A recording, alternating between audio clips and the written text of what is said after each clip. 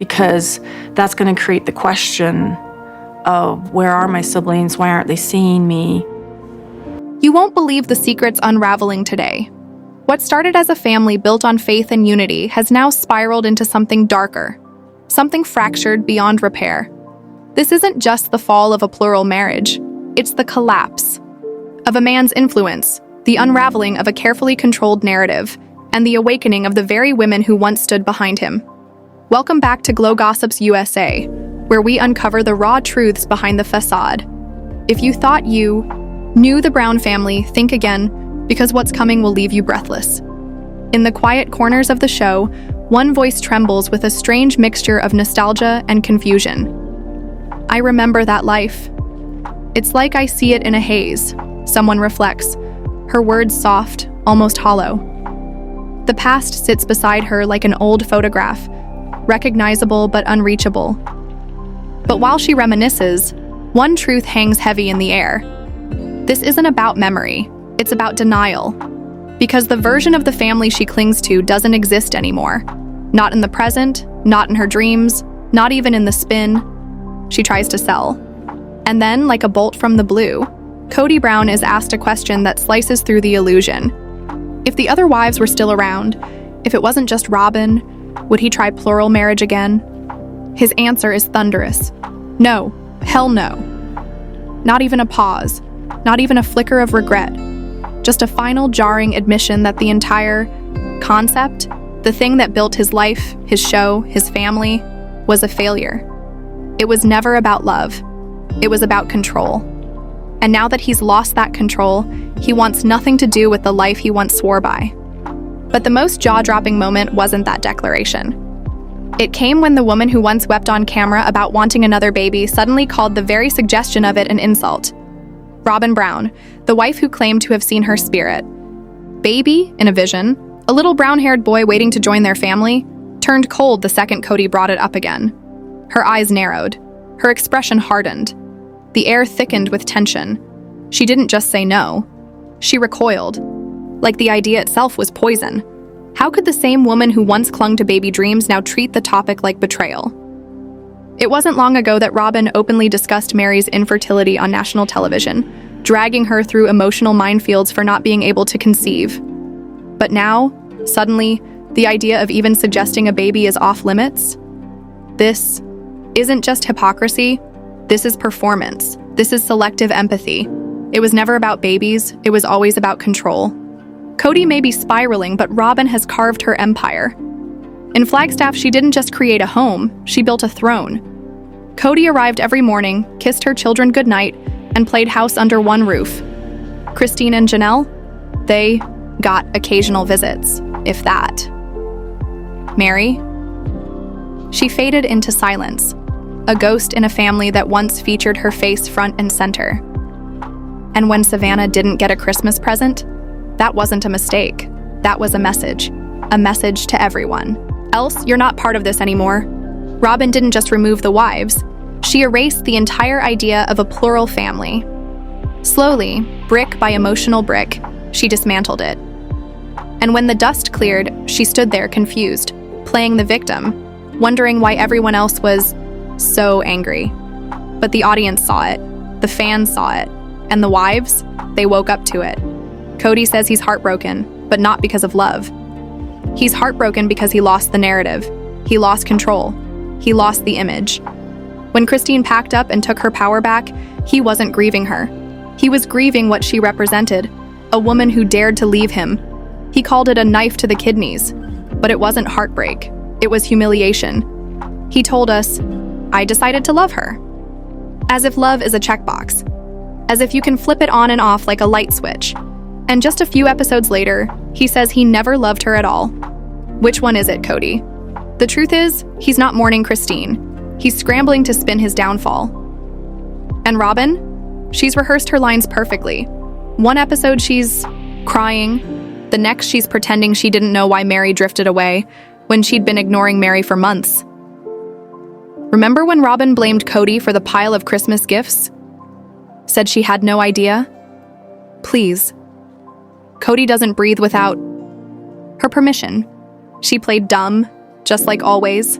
It worked for a while, but now the mask is slipping. As season 20 approaches, one truth is brutally clear.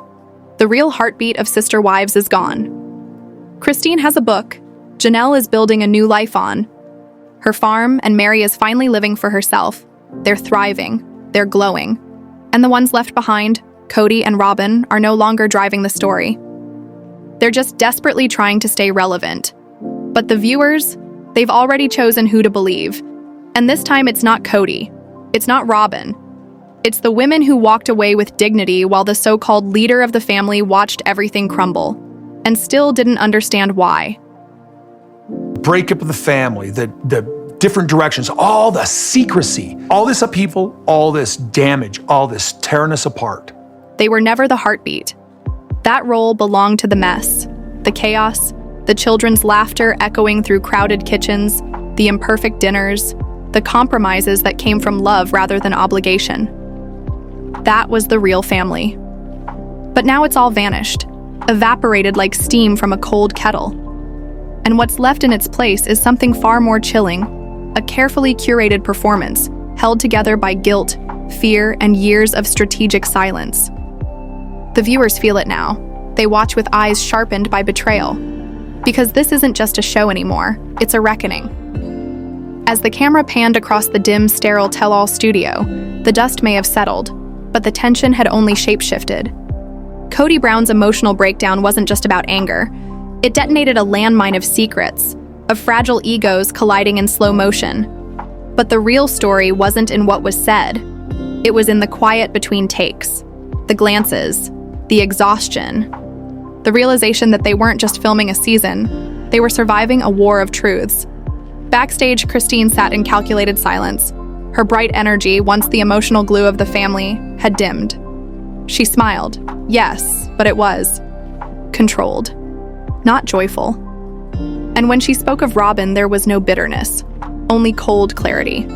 Her words sliced through the air like sharpened glass. What Christine revealed off camera was something producers had never planned to share, until now. It had been buried, a confessional scene she once begged to cut. But after her tell-all, Blowout, the network saw an opportunity, a turning point. They aired it. It was raw, whispered, her voice cracked. Robyn wanted it to be just her, she said. I overheard the calls. I saw the messages. This wasn't confusion. It was planned. The studio went still. The screen glowed with betrayal.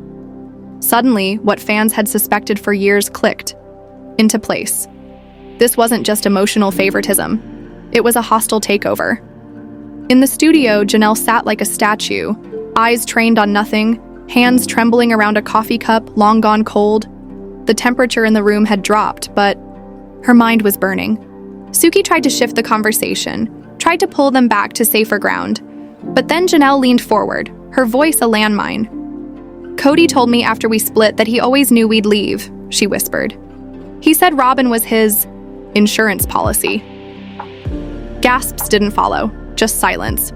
Shock so heavy it pinned everyone to their seats. The camera operators froze. Crew members stood motionless. For over a decade, they had told the world this was a story of faith and unity. But what it had been all along was strategy. A man hedging his bets. A family used as a buffer. And then there was Meri. Quiet, patient Meri. She didn't blink. Didn't fume. She simply looked tired, like someone who had carried a weight that no one ever acknowledged. He told me I was the experiment, she said, that I taught him what not to do. I should have left years ago. And just like that, the veil lifted. This wasn't the love story fans were sold. It was a slow erosion of dignity, of women being discarded as Kody learned how to better manipulate the next. Then it was Robyn's turn. She sat in her usual chair, but something had shifted. No sobs. No tissue dabbing at fake tears. Just a hollow stare. Suki leaned in with carefully worded concern. Do you feel guilty about how things unfolded? The air went thick. Robyn's voice came soft, controlled. I never wanted to be the sole wife. That was never the idea, she said, but they didn't love him like I did. They quit. The entire room froze. Christine, watching from the monitor backstage, stood and left. Meri turned away. Janelle whispered to herself, "She rewrote history." And in that moment, the audience understood. This wasn't over. It was a storm still spinning, fueled not just by love lost, but by deep deception and years of silent survival. Then came the segment no one saw coming, the one the producers were terrified and thrilled to include. The next topic? The children, the hidden fallout, the emotional wreckage they had carried without ever having a camera lens focus their way. Gwen appeared in a pre-recorded clip. She wasn't expected to be part of this, but her voice shattered the air like glass. "My dad always told me not to get involved in grown-up business," she began, "but it was our business. We lived it and he always blamed us, especially the boys." The camera cut to Janelle. Her eyes darkened, not with surprise, but with fury held in check. Then came the name no one had dared say aloud. Garrison. Suki hesitated, then asked what every viewer feared to hear. "Janelle, do you think the emotional stress from all this contributed to what happened with Garrison?"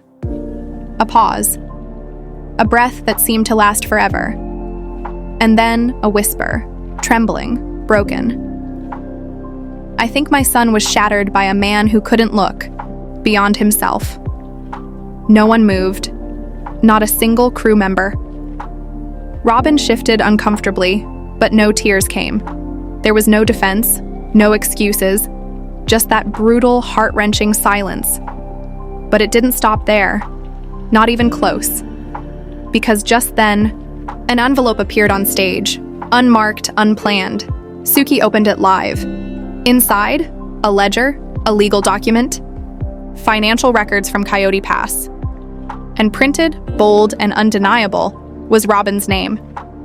Twice. Christine, now back in the green room, stared at the screen in disbelief. This was the proof she never had. Kody had claimed the land belonged equally to all the wives. But the paper said otherwise. Robyn had been granted majority ownership, secretly, strategically, years ago. The betrayal wasn't just emotional. It was financial. It was systemic. It was surgical. Suki turned to Robyn. "Did you know about this?" Robyn's response was instant. "Kody handled all that. I trusted him." But the room wasn't buying it. And then finally, Meri found her voice. Steady, raw, and devastating. "I never signed this. And if it was really family property, why did I have to ask twice to see the paperwork?" The producers, now emboldened, did something even riskier. They played a voicemail, a private one. One acquired with Meri's permission. It played aloud across the studio. It was Kody's voice. Sharp, cruel, unmistakable. "You don't need to be asking those questions," he said. "You're only included in this because I felt generous. Don't start a war you can't win." The air went cold. Robyn flinched. Christine looked to the back of the studio and said, deadpan, "There it is, the man behind the curtain." And then the final blow came not from Christine, Janelle, or Meri, but from a long-lost clip of Logan, Kody's eldest. His words flashed on screen during the ending montage. Love should be unconditional, but his love always had terms, and we all paid the price. The credits rolled. Old footage flickered on screen. Campfires, laughter, vacations. But now, those memories looked different. Now, they looked like illusions. Behind every smiling child was a story untold. Behind every family dinner, a crack too wide to ignore.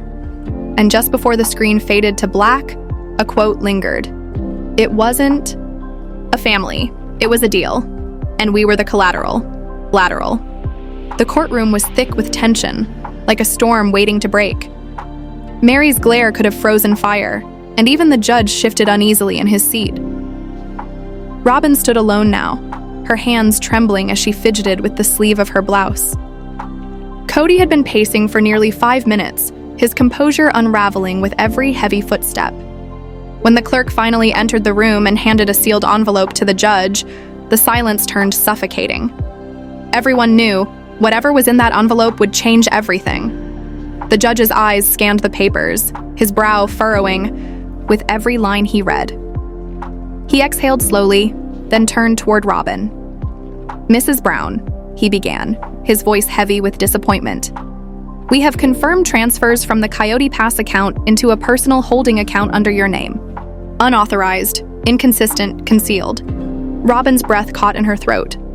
The gasp that left her lips was almost theatrical, but not a single soul in that room believed it anymore. The mask was off. Janelle leaned over to Meri, her voice barely a whisper but soaked in fire. "I told you she wasn't innocent. She knew exactly what she was doing." Meri didn't respond. She didn't have to. Her jaw clenched as she stared at the woman who had once called herself a sister and destroyed every fiber of trust that word was supposed to mean. Kody, meanwhile, looked like a man betrayed by his own reflection.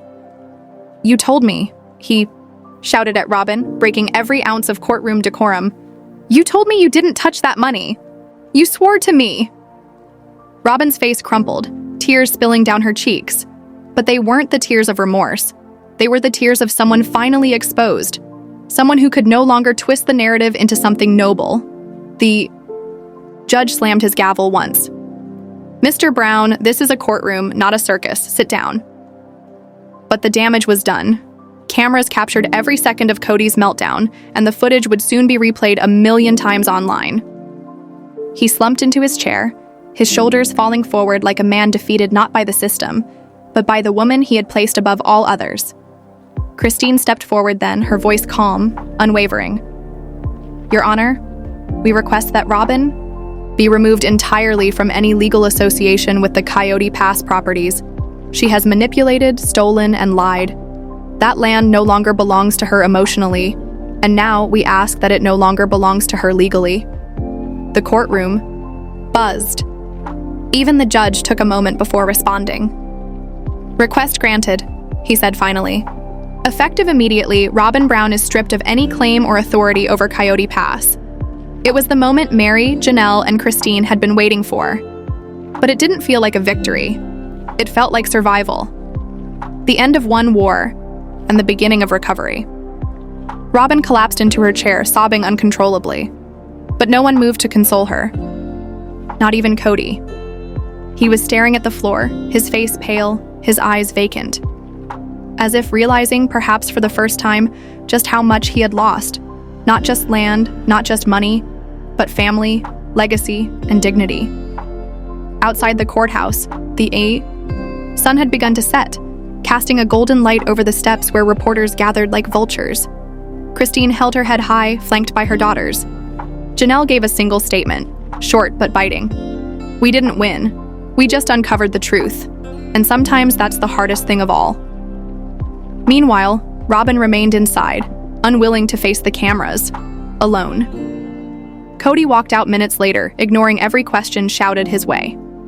The same man who once boasted of his plural kingdom now looked like a fallen emperor, crumbling beneath the weight of his own favoritism and blind devotion. As Meri passed by him, she paused, not out of sympathy, but closure. "You chose her," she said softly, "and she chose greed. And now, you're left with nothing." That night, social media exploded. Fans from every corner of the country dissected every word, every expression, every revelation from court. Robyn was labeled everything from a manipulator to a con artist. Kody, once the center of a family reality dynasty, had become a meme, a symbol of what happens when loyalty becomes delusion. But beyond the drama, the dust, and the destruction, something else was rising. Christine, now fully free, announced that she and David would be using her portion of the land proceeds to invest in a support program for single mothers. Janelle quietly returned to Flagstaff, determined to rebuild her life with her children by her side. And Meri? She booked a one-way ticket to Utah that very night, not because she was running, but because she was finally ready to start over. Robyn, however, vanished from the public eye. No more TLC cameras, no more staged interviews, no more victim narratives. She became a ghost in her own story, silenced by truth, undone by her own hands. And Kody? Well, the man who tried to build a kingdom with one queen was left standing in the ruins of a dynasty he destroyed with his own choices. The Brown family may never return to what it was, but from those broken pieces, new lives were already beginning to take shape.